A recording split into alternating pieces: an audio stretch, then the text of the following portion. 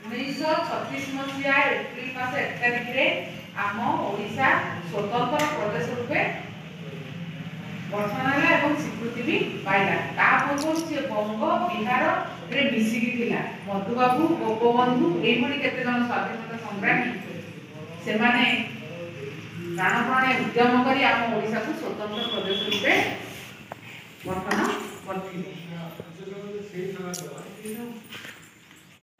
ओडिशा प्रति कौन गभीर चिंता थिला केमिति हम ओडिशा स्वतंत्र हबो इंग्रेजी मानक अत्याचार को से केमिति हम राज्य को कौन करिवे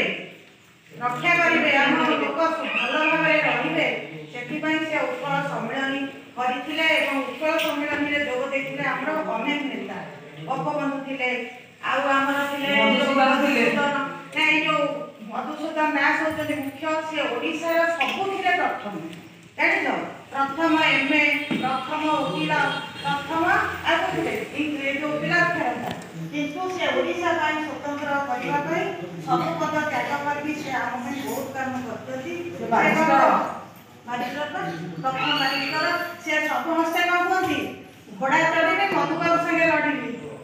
आमर समस्त गोटे पद थिला कहीं से सबुथिरे उन्नत तेणु तुम्हें डाक भाया हवाई आज दिन में शपथ लियो सी सब कौन कहते ना जाति नंदिवस जातिपति भाई स्वार्थ को सारथी कले दानरत्न